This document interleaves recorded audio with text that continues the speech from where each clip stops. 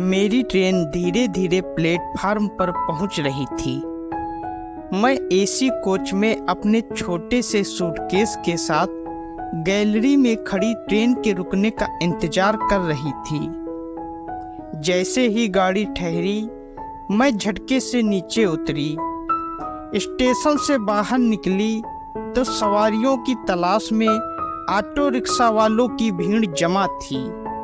शहर में अनजान सी लग रही अकेली जवान लड़की को देखकर 10-12 ऑटो रिक्शा वालों ने मुझे घेर लिया और अपने अपने लहजे से पूछने लगे, बहन जी कहाँ चलोगी? मैडम किधर को जाना है? मैं खामोश सी खड़ी रही, सिर्फ कहीं न जाने का गर्दन हिलाकर इशारा करती रही। कुछ ही देर में भीड़ छट सी गई। मैंने अपनी सुराहीदार गर्दन को इधर उधर घुमाकर देखा। थोड़ी ही दूर पर एक ऑटो रिक्शा वाला एक किताब लेकर ड्राइवर सीट पर पढ़ता हुआ दिखाई दिया। मैं छोटे छोटे कदमों से उसकी ओर बढ़ी। लोक सेवा आयोग चलोगे? मैंने पूछा। जी जी जरूर, उस ड्राइवर ने अपनी किताब बंद करते हुए जवाब दिया। क्या लोगे? मतलब किराया कितना लगेगा? मैंने सूटकेस ऑटो रिक्शा में रखते हुए पूछा। 80 रुपये, उसने बताया। मैं झट से ऑटो रिक्शा में बैठ गई और बोली, जल्दी चलो। ऑटो रिक्शा शहर की भीड़ से बाहर निकला ही था कि ड्राइवर ने पूछा, आरएएस का इंटरव्यू देने के लिए आई हैं शायद आप? जी, मैंने छोटा सा जवाब दिया। फिर अगले ही पल मैंने पूछा, तुम्हें कैसे मालूम कि मैं इंटरव्यू देने आई हूँ? जी, आप पहले तो लोक सेवा आयोग जा रही हैं, दूसरे इन दिनों इंटरव्यू चल रहे हैं। और क्या? मैंने पूछा। वह नौजवान बोला, आपका पहनावा बता रहा है कि आप किसी बड़े पद के लिए ही इंटरव्यू देने आई हैं। काश आज मैं भी, क्या तुम भी? मैंने थोड़ा हैरानी से पूछा। जी मैडम, मैंने भी मेन एग्जाम दिया था, सिर्फ 2 नंबरों से रह गया। उसने उदास मन से ऑटो रिक्शा को लोक सेवा आयोग की तरफ घुमाते हुए कहा। आप तो बड़े होशियार हो। मैं पहली ही नज़र में पहचान गई थी कि ऑटो रिक्शा में किताब लेकर पढ़ने वाला कोई साधारण ड्राइवर नहीं हो सकता। फिर तुम्हारा लहजा भी आम ड्राइवरों जैसा नहीं है। अपने पर्स से 100 रुपये का नोट निकालते हुए मैंने कहा। ऑटो रिक्शा लोक सेवा आयोग के मेन गेट के सामने खड़ा था। यहाँ लीजिए, मैंने पैसे देते हुए कहा। मैडम बेस्ट ऑफ लक, 20 रुपये लौटाते हुए उस ड्राइवर ने कहा। थैंक्स, तुम मैडम मत कहो मुझे, मेरा नाम प्राची है। और हाँ, मुझे शाम को वापस स्टेशन छोड़ने के लिए आ सकते हो क्या? आने जाने का भाड़ा दे दूंगी तुम्हें, मैंने चेहरे से बालों को हटाते हुए कहा। ठीक है प्राची जी, आपको मैं यहीं मिल जाऊंगा। वैसे लोग मुझे राहुल कहते हैं, ऑटो रिक्शा वाले ने जवाब दिया।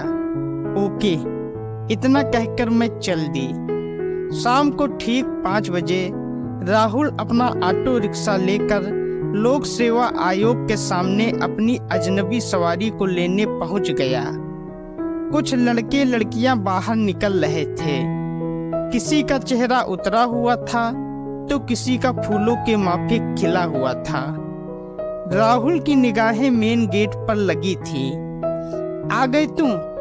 पीछे की तरफ से मेरी आवाज सुनकर राहुल एक झटके से पलटा और बोला, आप? मैं तो कब से मेन गेट की तरफ देख रहा था।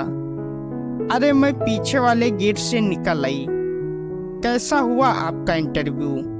बहुत ही बढ़िया, मुझे पूरा भरोसा है कि मेरा सिलेक्शन हो जाएगा, मैंने ऑटो रिक्शा में बैठते हुए कहा। मैंने अपना मोबाइल खोला और बोली, अरे यह क्या हुआ? अब क्या हुआ प्राची जी? जोधपुर वाली मेरी ट्रेन तकरीबन 5 घंटे लेट है। राहुल मुस्कुराते हुए बोला, प्राची जी चिंता मत करो, आप मेरे घर ठहर जाना, मेरा भी घर जाने का समय हो गया है और फिर रात को मुझे ऑटो रिक्शा चलाने के लिए स्टेशन ही आना है। अरे नहीं, आपको बेवजह तकलीफ होगी, मैंने कहा। कैसी तकलीफ? इस बहाने भविष्य के एक प्रशासनिक अधिकारी की सेवा करने का हमें भी मौका मिल जाएगा, राहुल ने हंसते हुए कहा। मेरे पास अब मना करने का कोई ठोस बहाना नहीं रह गया था। घर पहुंचकर राहुल अपनी माँ से बोला, माँ देखो कौन आया है हमारी झोपड़ी में। राहुल ने अपनी माँ से मुझको मिलवाते हुए कहा। बूढ़ी माँ ने पहले तो पहचानने की कोशिश की, पर अगले ही पल वह बोली, बेटी मैंने तुम्हें नहीं पहचाना। अरे पहचानोगी भी नहीं, ये प्राची जी हैं। राहुल ने सारी कहानी बता दी।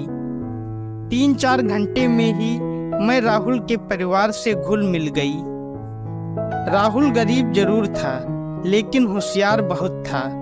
मुझको स्टेशन ले जाने के लिए राहुल घर से बाहर आने लगा तो मैंने उससे कहा, मुझसे एक वादा करो। कैसा वादा? राहुल एक पल के लिए ठहर सा गया। यही कि तुम फिर से इम्तिहान की तैयारी करोगे और तुम्हें भी कामयाब होना है, मैंने हिम्मत देते हुए कहा। ठीक है, मैं पूरी कोशिश करूंगा। कोशिश करने वाले की कभी हार नहीं होती, मैंने हंसते हुए जवाब दिया। स्टेशन पर मुझको छोड़ने के बाद राहुल में भी फिर से तैयारी करने की इच्छा जाग गई। अब वह आईएएस की तैयारी में जी जान से जुट गया।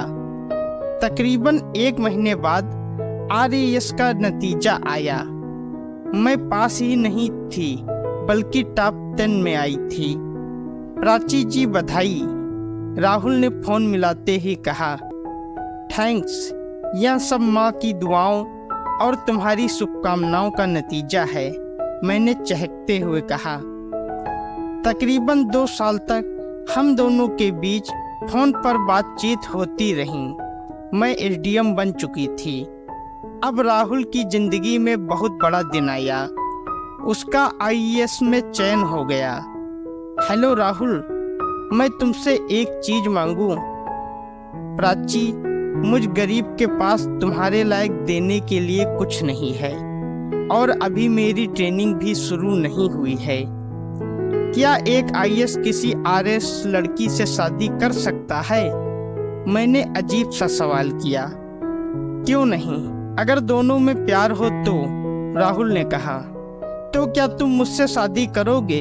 मैंने साफ साफ पूछा। कुछ पलों के लिए राहुल चुप रहा। बोलो राहुल, क्या तुम मुझसे प्यार नहीं करते? मैंने धीरे से पूछा। जी करता हूँ, राहुल हकलाते हुए बोला। दरअसल राहुल का दूसरा सपना भी सच हो गया। कभी उसका पहला सपना प्रशासनिक अधिकारी बनना था और दूसरा सपना था मुझको पाना। आज का दिन उसके जीवन का सबसे यादगार दिन था। दोस्तों, अगर आपको कहानी अच्छी लगी है तो वीडियो को लाइक करें, शेयर करें और हमारे चैनल को सब्सक्राइब करें। धन्यवाद।